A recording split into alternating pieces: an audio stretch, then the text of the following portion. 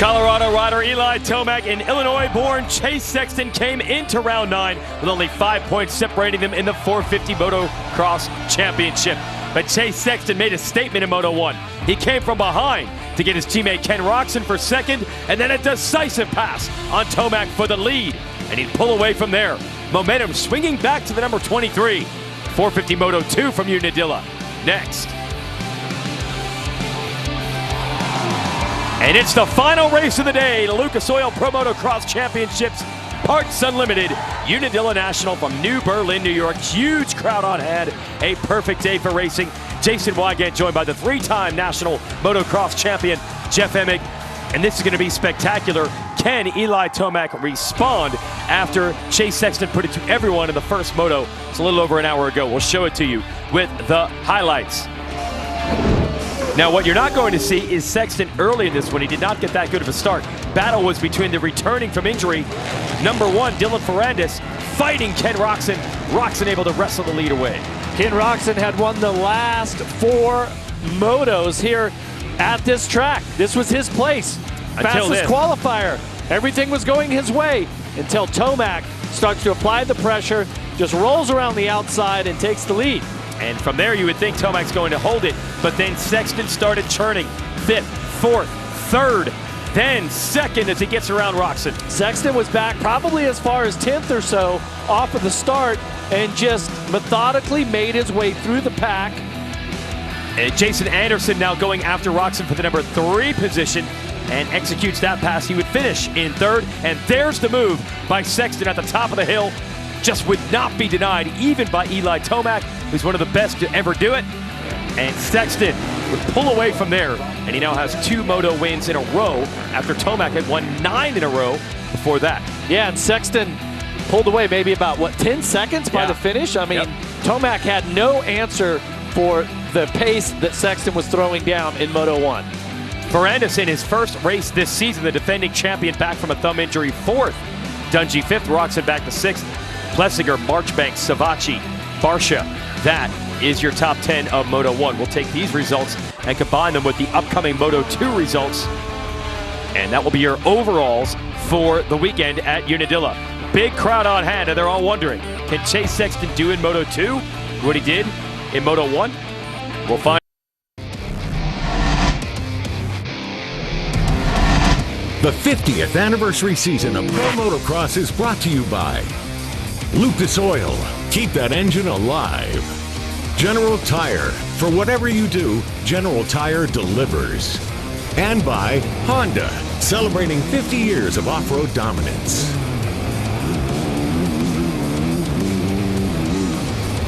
There it is. Justin Barsha going to give you a preview of the course with the GoPro camera. And Barsha's got one of the wildest riding styles out there, but luckily that camera has good stabilization, so we can still see it pretty well. That's your GoPro course preview. All right, as we celebrate 50 years of pro motocross in America, few people have seen as much firsthand as the now 100% goggles ambassador, Bevo 40, the czar of motocross. It all started in 1973 as a privateer mechanic at Pocono Raceway.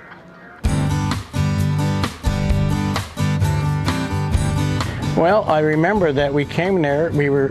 My rider was John Savitsky. We were riding a Bull Taco, and we thought we could race 2 classes at the National.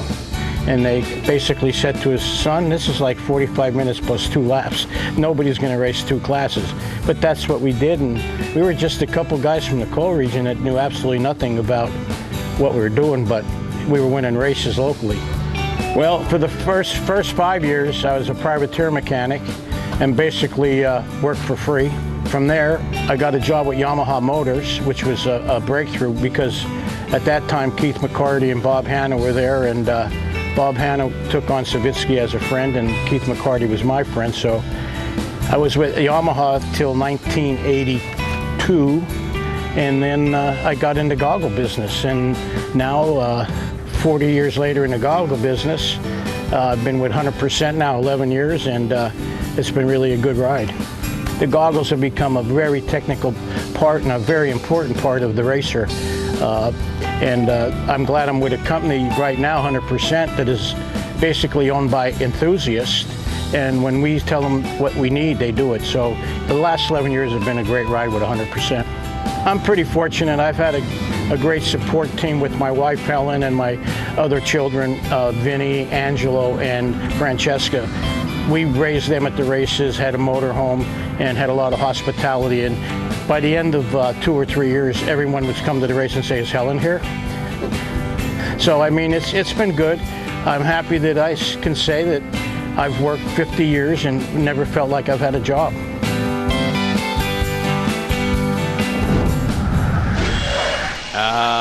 Bevo has seen a lot of racing at Unadilla. We're going to show you a whole new view of it. We're going to use the drone here for our MX versus ATV Legends track map to show you what this course looks like late in the day. Yeah, so this is kind of the second turn. It's actually a split right there. So they've dug in with the tractors, but you can see where all the lines are. See, we're going over the bridge. Little step up here, but look how rough and nasty it is and how rutted it is in some of these turns right here. Flagger out there picking up some, oh, whoa, woo, wow. Let's send it down to Jason Thomas while we recover from that track map. JT. Chase Sexton, we all know this is the summer where he's really coming into his own, but I don't think everybody really quite understands what that means.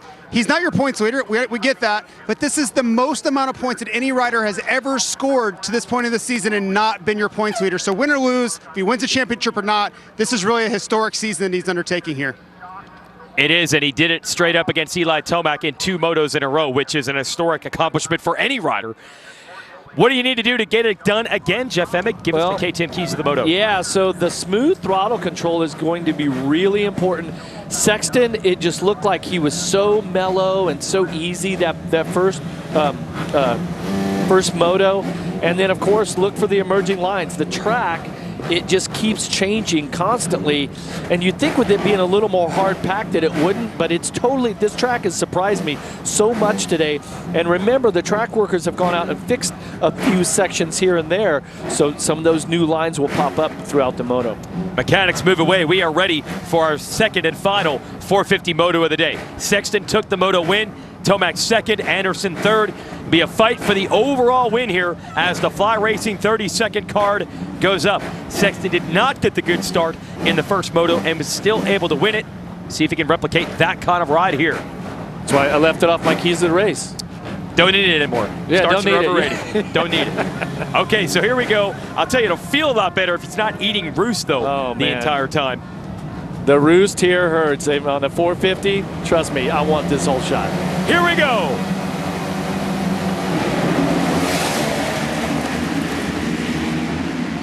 Tomac going to lead them into turn 1 with Sexton on the outside. Ooh, Sexton got into that loose dirt, almost went down.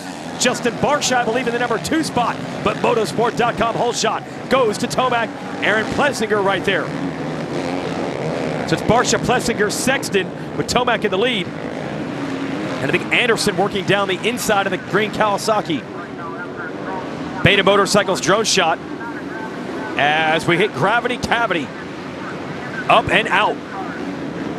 So Plessinger loves this track. He's got a good start here in second. We'll see what he can do on the Red Bull KTM. Well, oh, was that Barsha? Went wide in that turn. A lot of dust there on the outside tracks, a lot drier. They put down some water. It's going to make it a little bit slippery here on the opening laps. Fixed the takeoff at the tabletop. Sexton filing into 4th with Anderson right behind him. Did not see any of Barsha in the first moto. Didn't have a good start, but much better for Barsha this year. Been a bit of a struggle of a season for him based on his usual standards. He makes a mistake, and Sexton is by immediately. Wow. Sexton making short work of that pass for 3rd. Roxon back in 8th right now. He's made one pass over Gilbert on the Husqvarna, the number 323. Oh, good to have Gilbert back, rider out of the UK. Raced with us early in the year. He went back home to race his own national championship. And now must have a weekend off back in the US. So we watch Sexton here. He's closer to the front than he was in the first moto. And going after Plessinger for second. Sexton pulling a tear off there over the massive tabletop here that comes back in. Up to the top of the elevator. And then now the wall. Yeah, I mean, this track, every part of this track practically has a nickname. And somewhere along the line, something significant happened. Yep. But this is, our cameras do not do the wall justice. It is really steep. It looks like they put some water down because it was getting dusty. Yeah, you can see standing water actually in spots, so they've really got to be careful picking their way around as Sexton goes after Plessinger for the number 2 position as they race down what used to be the finish line stretch where it hooks onto the start. Oh, they almost come together. Sexton did not really have room to make that happen, but he tried. Yeah, it was almost like he was forcing something that didn't really have an opportunity to succeed at. And he doesn't want to force that right now and make a mistake to take him out of the running for this. Unbelievable what he did at the bottom of Gravity Cavity. He made up a full bike length on a straightaway, and now he's by. I don't know what Sexton is doing today, but he is doing it right. He just blew by Plessinger. Yeah, he is riding with so much confidence right now. The crowd definitely is going to let Tomac know that something's happening behind him. Like, as a rider, you feel that. And he's like, okay, here we go. I don't know if Tomac has an answer today for Sexton. We're about to find out because Sexton now has a clear track being in second. He's got a clear track up to Tomac. And we got 26 minutes plus 2 laps left in this moto. How much can that monster Yamaha Star Racing team figure out in between motos for Tomac? If Sexton wins this moto and Tomac goes second, points lead goes to Sexton. The red plate. Yeah. Okay, so you're going to wonder if Tomac wasn't feeling entirely comfortable or feeling like he could run the pace of Sexton. Did they make any change to the bike? Was there any changes to his mindset? Where is he at? We're gonna see over the next 30 minutes if he's gonna give it everything this moto and lay it all on the line, or if Sexton catches him, if he's gonna play it smart. Yes, it's a 2-point lead in the standings for Tomac right now. The difference between a first and a second is 3 points. Anderson now closing on Barsha. This is for 4th. Plessinger in 3rd, right ahead of them. Then it's Roxon, Dungey, Zavachi, Craig, and Gilbert. Who we don't see is Ferrandis. He's 12th. So give you the Thor battle box. Those are your leaders. Oh, and Anderson, a good drive here. Closing on Barsha. Goes from outside to inside. And beautiful job by Anderson to seal him off. Wow, that was such a nice slide job right there. He got in, didn't use any of the main lines. That was really unorthodox, just made a whole new line.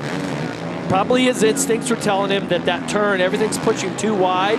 There's a lot of track on the inside of the exit of that turn. Maybe even fresh dirt where there's a little more traction. He made it work.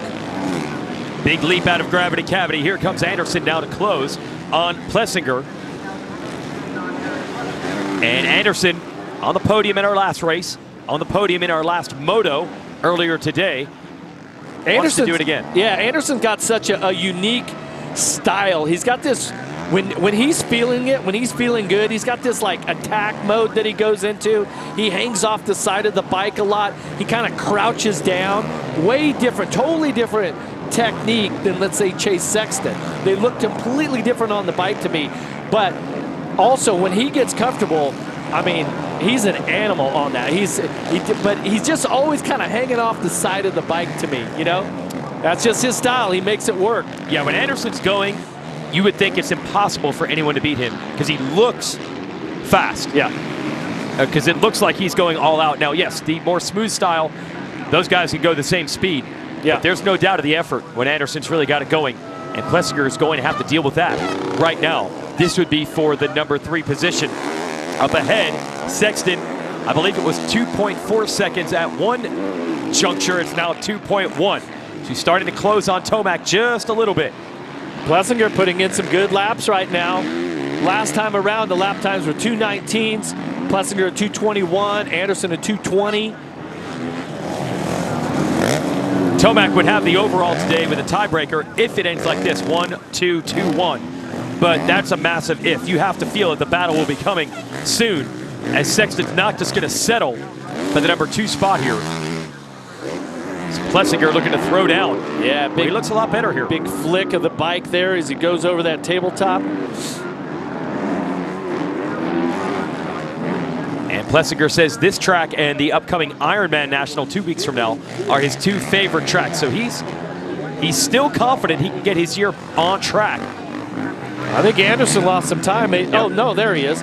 Must have just been inside line creating something new again. So it's been a disappointing season for Plessinger. Got second behind Anderson actually at the second round of Monster Energy Supercross way back in January. And it looked like that was setting him up for a great season. But he wasn't able to replicate that, then later broke his arm. Has one podium here in motocross, but this is a guy that liked to be winning races, but much improved so far here. Yeah, no doubt. Jason, look how the bikes are just jumping around, like sharply moving, okay? There's like roller bumps where the bike will move back and forth at a slower pace. Today, the bike is it's so super choppy, square edge bumps, and the bike's just front to back is just up and down, and that tells me just how rough it is out there. Well, I want to know the combination of how slick it is in spots and the fact that the wheels are never settled. They're just bouncing and bouncing. Oh, look at Anderson with the new line. So how disconcerting is it to the rider? It's almost like the bike is never settled. That's got to be hard to feel confident when you're pushing it. Yeah, Unadilla is really unique that way. And here we are at the toughest part of the day. Anderson creating some new lines there, went from inside over the inside rut, jumped to the outside. But this track is rough and nasty, and in the past it's been more like muddy, like deep ruts. Yeah. Okay, now it's a little bit more hard pack, and all these square edge bumps are starting to form. Oh, Anderson was trying to set up an outside. He Watch switches this, over. gonna cut back yep, across. Here it comes. Oh! Plessinger gonna be able to hold him. Okay, let's see if he uses this line again. Watch, he's going to enter the turn. He's way on the inside. Oh, he missed it completely. Well, you said way on the inside. You're not joking. Too far inside there. He missed all the braking bumps that time. Back to the battle. Look at this. Sexton now has Tomac in his sights. It started as a 2.4 second gap. It is 1.0 now. It was 1.4, now 1.0. Sexton just has something dialed today at Unadilla. Can even Tomac stop him? Leaping out of gravity cavity. Is this going to be it? That inside line's really good. Got it. Wow. Chase Sexton. What is going on with him? Now, Tomac, a mad dash down to the inside to try to return the favor. Can't get it done. Yeah, and here, I mean, Sexton clearly is comfortable at the pace that he's on. Is there any chance that Tomac can, stay on his wheel, learn some of his lines, figure out where this flow is coming from? And in the first moto, Tomac said, I tried to learn from him, but I didn't stay with him that long, so I didn't get to see much, and he's marching away again. I cannot believe what we're seeing. Let's send it down to JT. Guys, Chase Sexton is doing exactly what he did in the first moto. He kind of figured the track out, checked out the lines. I think he let it dry up a little bit from that water they added, and then he dropped the hammer and he set his best lap of the race, that last lap, and you see him already starting to check out. Now, as we mentioned in Moto 1, statistically, this is not Tomac's best track. He's not won a Moto here since 2018. Well, let's take a look at how Sexton, Sexton just comes out of gravity cavity and airs it out. Tomac looks over like, uh-oh, I better move wide. Sexton just won't be denied right now. Anderson is back in this battle for third against Plessinger. Last time he got a great drive up this hill, and he did it. Those ruts were so difficult on most of the riders. He greased it. He's into the number 3 spot. So Anderson rapidly becoming Mr. Third in this series behind Tomac and Sexton. So he's riding well. He's beating everybody else, but those two are just on a crazy level right now. Yeah, 11 seconds off the lead. It's not bad, but, it's not where he wants to be. I think he's content with this for now, and he, after the first moto, had his podium speech and talked about, hey, look, I'm still learning the bike. We're trying to get it together. He hasn't rode motocross in a while. And that's just the difference right now. Like, is that when you're battling for the title, is you just find a way to go to that next level, and that's obviously where Sexton and Tomac are at. And Sexton has gone next level beyond the next level, and I think the real question now, Jeff, is this Sexton just finding another gear, or is it a Unadilla thing? That's really going to be the question moving forward, because today he's left no doubt. Yeah, well, neither rider has had a tremendous amount of success at this racetrack, but Sexton's figured something out. Yes. Right? All right, so Tomac down 1.8. We'll show it to you in the Thor battle box. Can he stay with him and learn something from Sexton?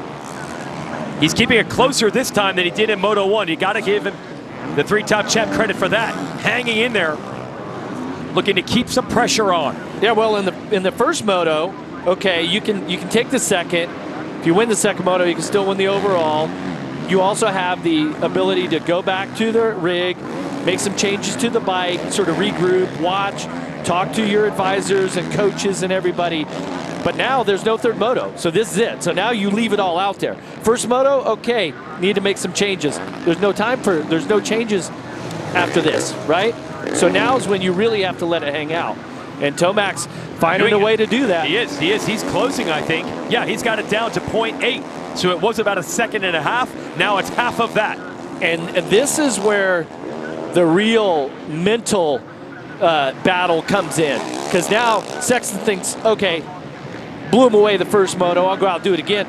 Uh-oh, I'm not pulling away from him. Yeah. Okay, this is when the mind games start to play. And this is where, me personally, I want to see if Sexton can withstand this pressure from Tomac, not make any mistakes. Okay, he did it a race ago. Got to do it again. Keep doing it again until you can prove it, right? That is really one of the big questions on Sexton. He has been fast since the moment he jumped on a 450 at the start of the summer of 2020.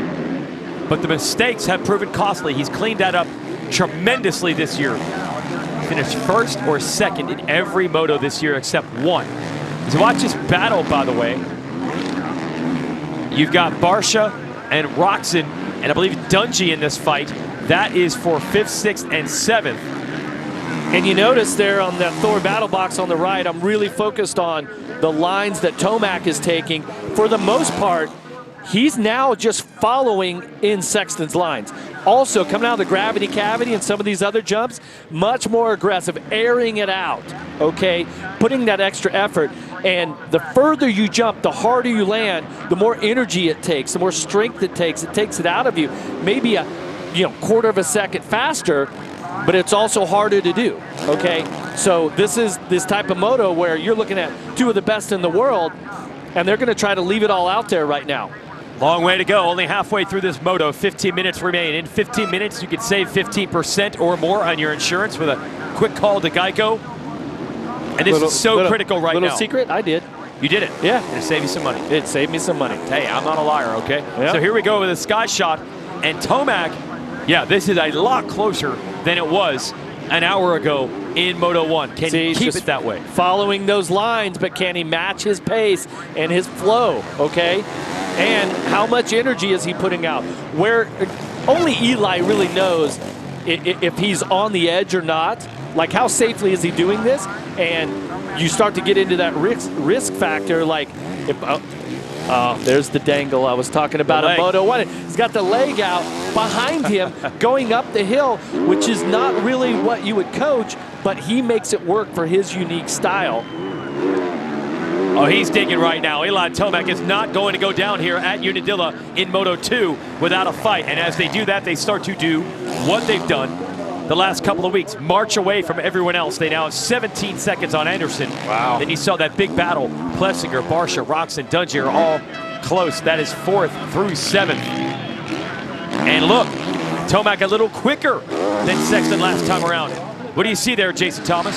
So this is really important, guys. Last moto, Eli Tomac could not get out of those 218s. When Sexton made his charge, he was still there, 218, even as he watched Sexton ride into the distance. This moto, he's been able to drop down to 217 and turned his best lap of the moto the lap prior. And this is what champions like Tomac do. He's trying to adjust, but as quickly as he started to put pressure on Sexton, Sexton has responded and has opened it up to 2.2 seconds. Yeah, Sexton was about 9/10 of a second quicker last time around. Tomac, I think it's going to be worse than that this lap. Just when we thought that, okay, he was hanging in there, it's going to be a little more than 2.2 seconds. Here, that two-stroke out there, that means Sexton's going to get into a few lapped riders. Oh, and he is marching away again. Does Tomac have another charge in him? Let's give you the motosport.com whole shot replay real fast here. Look at Sexton go so far wide, he almost goes down. Yeah, Tomac controls it. Yep. Way out there. Tomac clearly dominated this whole shot. You had Barsha in there, the KTM, Plessinger. Motosport.com whole shot, though. Number 3, Eli Tomac on that Monster Energy Yamaha. Is this that same crazy battle that we had earlier? No, that is still Sexton and Tomac. There we go. He's going not up the elevator. He's not that far off again. Yep. I don't know if Sexton had any issue with those lapped riders. It's 1.7. I thought he was dropping back. It was 2.2. Now it's 1.7. He's right back in it. Eli Tomac and Chase Sexton. It has been the story of 2022. Unbelievable racing. And Sexton has to rail around the outside to get around the lap rider. They have strengths and weaknesses on different portions of this track because now Tomac has lost a lot of ground after he just made up a bunch. Yeah, it looks like it. We'll have to check the timing and scoring on the next sector where they go through to see where that's at. But hey, you got to give it to the 3-time 450 champ here. We got 1 time in the 250, so 4-time Pro Motocross champion. Yep. Eli Tomac, I mean, he's a bad dude. He's going to let it hang out. There's been some motos where he definitely is one of those riders that has that ability to the second half of the race to get it together. But this adversary that he has right now with Chase Sexton, it's challenging him. Well, Eli said last week after Washougal, this is definitely the highest pace that he has ever dealt with, trying to win these championships in Lucas Oil Pro Motocross. Sexton has brought the heat. Let's see if Tomac has an answer today from New York.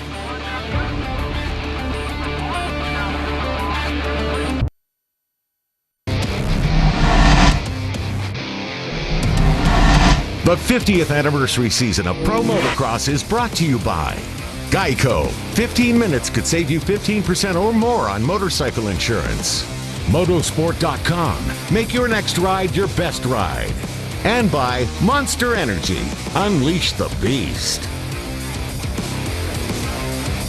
Awesome day for a motocross race at Unadilla, and the fans agree. They have showed out in huge numbers to watch this.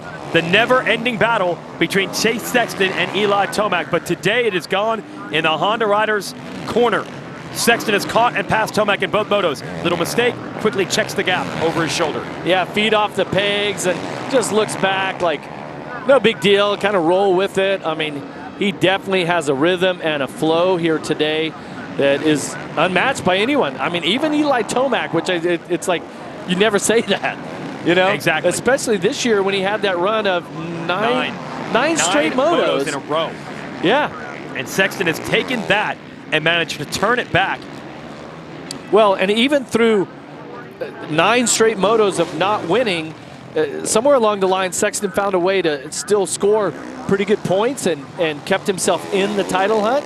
This ride right now, the second moto, if it ends just like it is right now, he's taking the red plate. He's taking the points lead. He'll have it back, yes. Yeah, which is really impressive. So I'll post this to Jason Thomas there, who's trackside, as you see the championship points. Yes, Sexton would have the points lead here. JT, I think that's going to be the big question. Is this a Unadilla thing? Or is this Sexton just finding something for the stretch run? That's really going to be the question going into Budds Creek.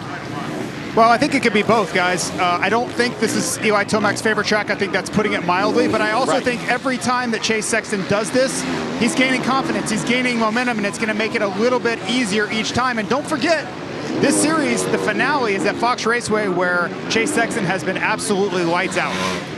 Yeah, he's won 2 overalls there on the trot for him. So it's going to be tough if it goes down in the finale to best him at that track. We'll go to Budds Creek. We'll go to Ironman. And then that'll be the finale back in California, where Sexton went 1-1 at the season opener. Yeah, it just wasn't. He didn't just win both motos. He dominated. Absolutely. Kind of like today. Checking in with Anderson here, who's third, around Plessinger. And then Barsha. There's Plessinger. Barsha would be next. Still unsure, not exactly where Plessinger wants to be. He'd like to be winning races, but a better ride for him in this moto than Moto 1. And then it's going to be Barsha in fifth in the Troy Lee Designs Red Bull Gas.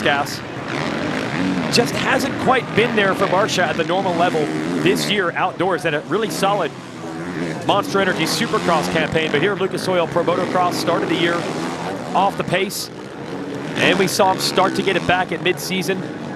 This is not a bad day by any means, but he did win a national last year and not quite in contention to do that in 2022.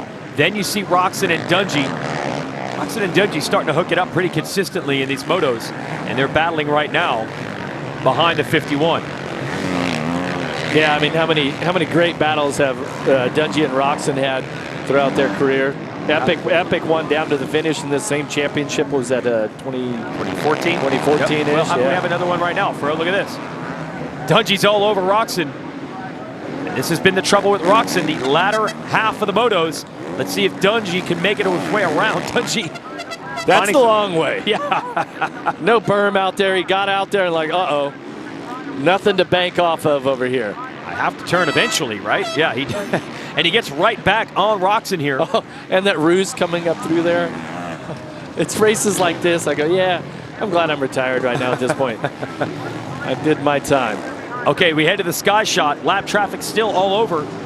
There's Roczen, there's Dungey. Now, a lot of people wondering Roczen's future here. His contract is up with Honda, and I know he was talking to them at one point, but we have still not heard any sort of confirmation on any deal for next year. So it's kind of curious to have, usually riders at Roczen's level kind of already know where they're going to end up next year. So we'll see how that unfolds as we head into the offseason. A couple more weeks of racing to go. Roczen in 6th, Dungey 7th, Savacci is 8th. Craig, who had a huge crash in practice, struggled a bit today. He is in 9th. And Ferrandis, in his return to racing, is 10th. So a little bit tougher in Moto 2 for Ferrandis than Moto 1, where he was inside the top 5. Dungey still digging here on the Red Bull KTM to get Roczen on the Honda. Yeah, he's been working hard, just right there in that roost, lap after lap after lap. And eventually you just get tired of it. You're like, okay, I gotta make a push, stay in the roost, but try to make that pass. And a lot of times here with some lapped riders, creates a really good opportunity for that. Makes Ken have to make some choices, and if he makes the wrong choice and gets behind somebody like right here. Dungey's got it. Wrong choice. You saw it coming, and just like that, Dungey's got the move. So that will move Dungey into 6th. Roczen looking to get him back. Savacci lurking back there. You see the green Monster Energy Kawasaki not too far behind these two.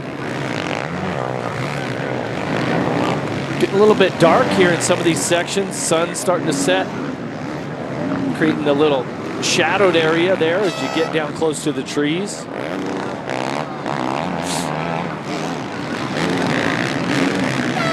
I've been watching Ryan Dungey all summer long, and the fact that he had been out of this championship for 5 years. He had been retired, started a family, was a businessman, different projects. The Ryan Dungey Foundation, which you guys got to check that out. Go online, check out, see all the good work they're doing there. And then decided, yeah, he's going to do a little bit of testing for the team. Gets back to Red Bull, KTM, does some bike testing, and they're like, wow, he's riding pretty good. Okay, you should do some races. Nah, I don't want to do any races. Oh, okay, I'll do some races. And now here he runs top 5s, right? Yeah, originally it was only going to be 2, is what you said, just to see where he was, and he's in for the long haul, you know that. Also, salute to the Unadilla fans who, with 2 minutes and 2 laps to go here, the fans are going to leave it all on the racetrack. You can hear them really coming to life. I don't even know if they're cheering any particular rider. Oh, yeah. They're just, they got whatever they got left in the air horns. Oh, yeah, we've had the air horns, the chainless chainsaws. Yeah, the vuvuzelas. Revved out. What do you call them? Vuvuzelas. Okay. I believe I got that. Yeah, just incredible. Okay. Just a spectacular crowd here today too. We had a chance to go way back in the camping area.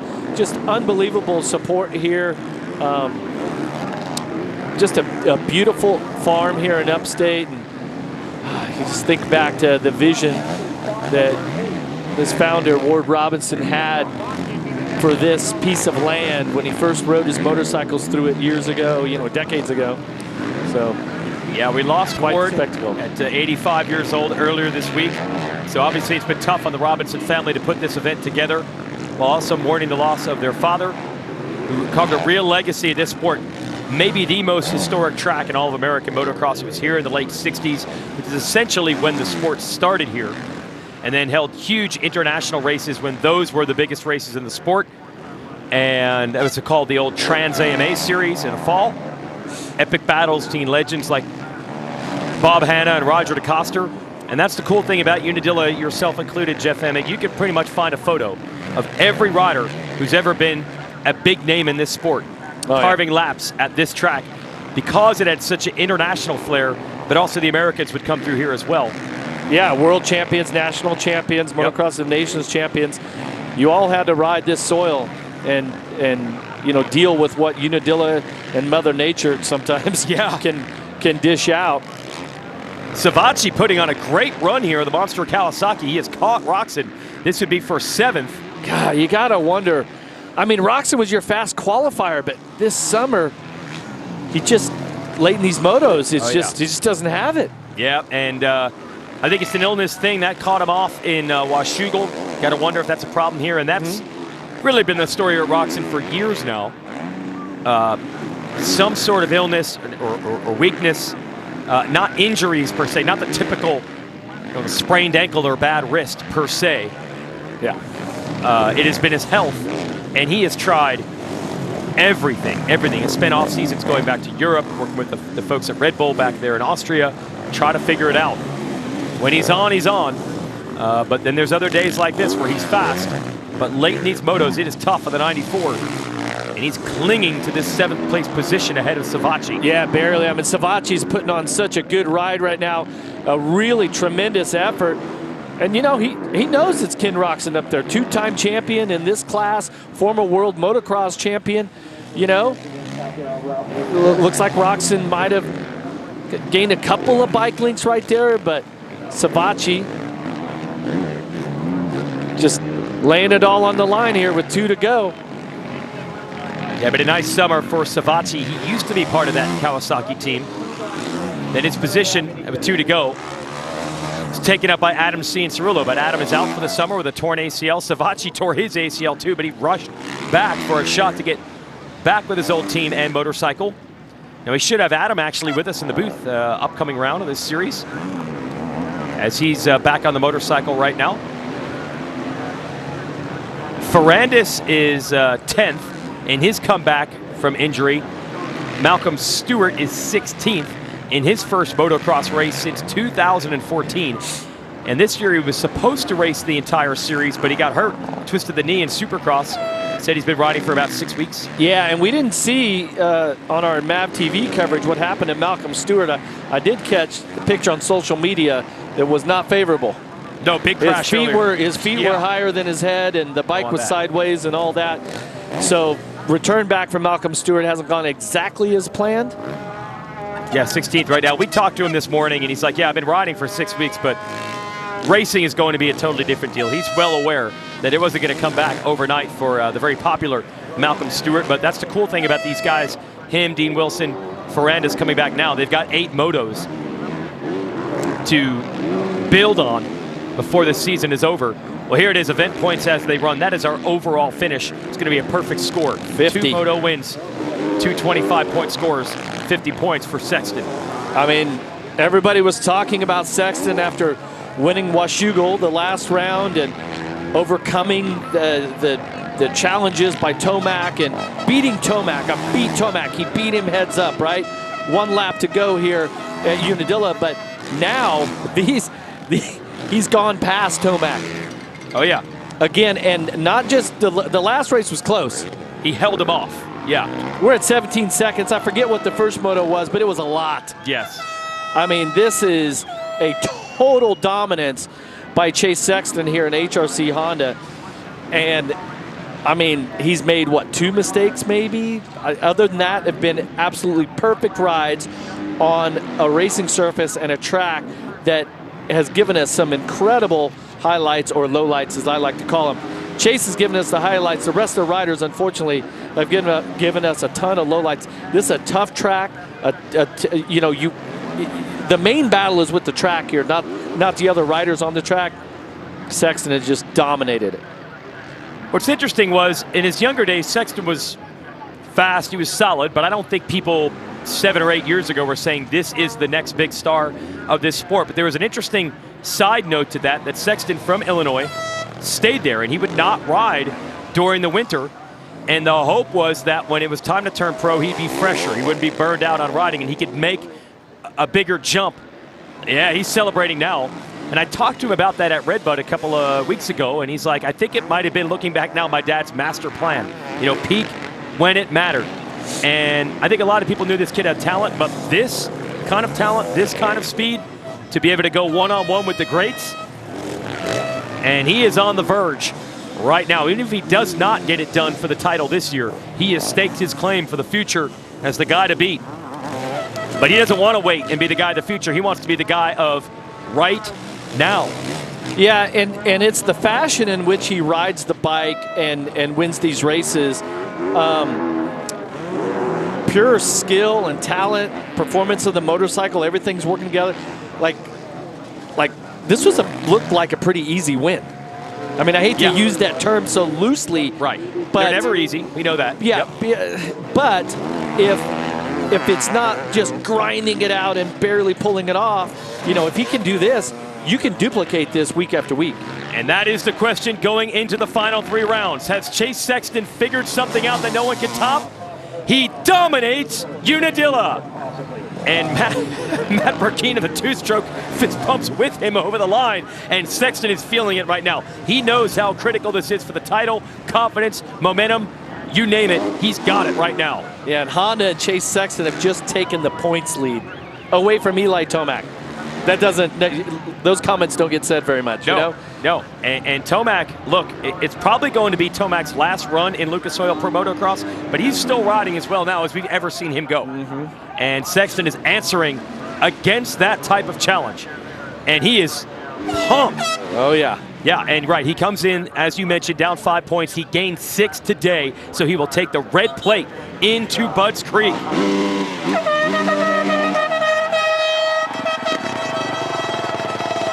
Soak this up here.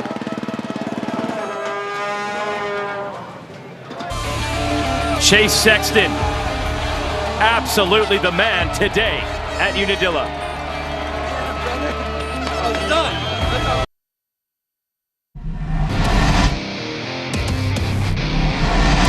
The 50th anniversary season of Pro Motocross is brought to you by Napa Auto Parts. With a nationwide network of parts and care, Napa helps you get up and go.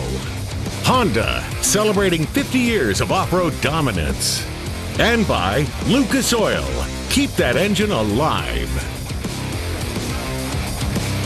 We are back here at Unadilla, the Parts Unlimited Unadilla National, owned by Chase Sexton, and we'll show you how.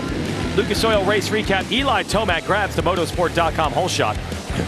You give Tomac a hole shot most of the time, it's over. Yeah. Sexton had a good start, was 4th right there, made a couple of moves. You got Barsha and Plessinger up there, but right here, Sexton, he just wants it. He wants it more than Tomac at the moment, and just flies past it, comes out of the gravity cavity, airs it out.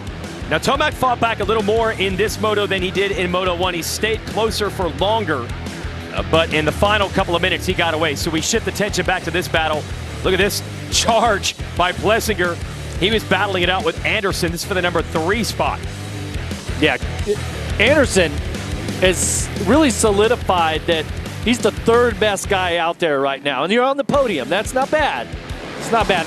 Not enough to win, though. Checkered flag is out, and Chase Sexton goes 1-1.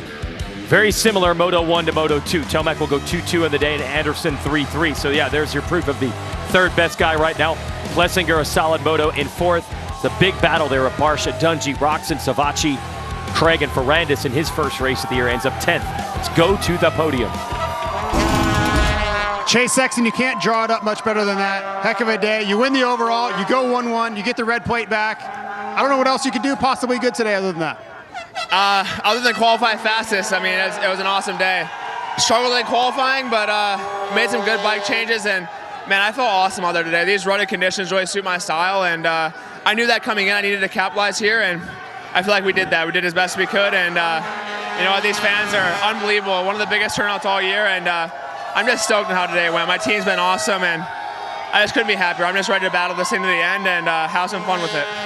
So can you feel the confidence changing a little bit? Like that Moto 2 at Washougal really felt like it was kind of a watershed moment where you kind of crossed that bridge, got over the hump, and then you followed that up today. Yeah, that second Moto at Washougal was big for me. I needed to stop Eli, and then I finally got that. And now I feel like I have some pretty good confidence, and man, I'm just having a blast riding right now, and it's been an awesome summer, and man, I just want to keep it going, but I can't thank my team enough. They've been behind me so much, even through the ups and downs. I just want to keep this thing going, and the fans are awesome. Just stoked on today. Confidence is a scary thing. And boy, does he ever have it now. Unbelievable. He was able to weather 9 straight Moto wins by Tomac and stay in it. Finished second in every one of those. And now, look at this. He's going to, well, first he's going to sign the backdrop, but then he is going to accept the red plate as the Championship Series points leader for the second time this year. Here's your overall results today. Plessinger will end up 4th with 7-4 scores. Dungey 5th. Ferrandis 7th. Behind Roxon, then it was Barsha, Savachi, and Craig. But a big crash of practice, salvaging a top 10. Let's go to the podium. Eli Tomac 2-2 on the day. You led both motos. I don't think that's exactly how you wanted things to go, but could be worse. You're going to have a battle for the rest of the championship, I do believe. Did what I could. Chase was just strong today, really strong today. But you know what? This is an improvement for me here. My last few years here haven't been great on the 450s, so felt like it was okay, you know, to hang on with that 2-2. Did what I could, got the good start there, but obviously Chase was riding really well today. Thank you to the team. I actually thought I made my bike a little bit better that second one. I was happy with that, and just kept fighting, and we'll push on for next weekend. Yeah, I don't know what else he could do. We just got to give credit when it's due sometimes. Yeah, and Tomac's been around, and now he's got to return serve. He's got to answer back. Only a 1-point deficit. That's the thing, is this momentum swings, the points lead goes with it. Yeah, but it's interesting how mature and how confident like he is with those comments. Like, look, okay, yeah, I got beat today, both motos, but in the big picture, this was one of my best trips here to this track. So really and we made the bike better. We made some changes, all that stuff. So good to hear from Eli. Take the positives there. There's the rest of the top 10 in the standings. We'll send it back down to the podium. Jason Anderson, another third place, and to me, from my perspective, it feels like you're cementing yourself as that third place guy, which I'm sure you want more than that, but that's a really positive step. Yeah, it's a positive step, but after you get third enough times, like the podium on this step is, you know, kind of a bummer. Not a bummer, but I'm happy to be up here, and I feel like I'm making progress, but man, those guys up front of me are ripping right now. So good day for the team. Glad to be on the podium, and I'm trying to finish out these last 3 rounds strong. Well, these guys want to win, Weege, so you can understand the disappointment with third. Yeah, mixed emotions there from Anderson, who had missed, as he said, the majority of the last 2 years of the series. So in some ways, being back and getting podiums is great, but he doesn't like getting beat by, as it turned out, 21 seconds in that moto. We'll see who can step up at our next race. We're going to move to Budds Creek, Maryland. We'll have our Fast Lap qualifying show at 10 a.m. on MAV TV. 4 straight hours of live MAV TV coverage after that on television, and also streaming on Flow Sports. And then Inside Pro Motocross every Tuesday at 5:30 p.m. Eastern will be our wrap-up show. Don't forget to watch that this week for coverage from Unadilla. Awesome to have you back, Jeff Emick. Great to be back. So fun to call these races and watch these champions out there. It's cool. It was exciting in the 250 and 450 divisions. For Jeff Emick and Jason Thomas, I'm Jason Wygant saying so long. The championship battle moves on, but today was advantage Chase Sexton.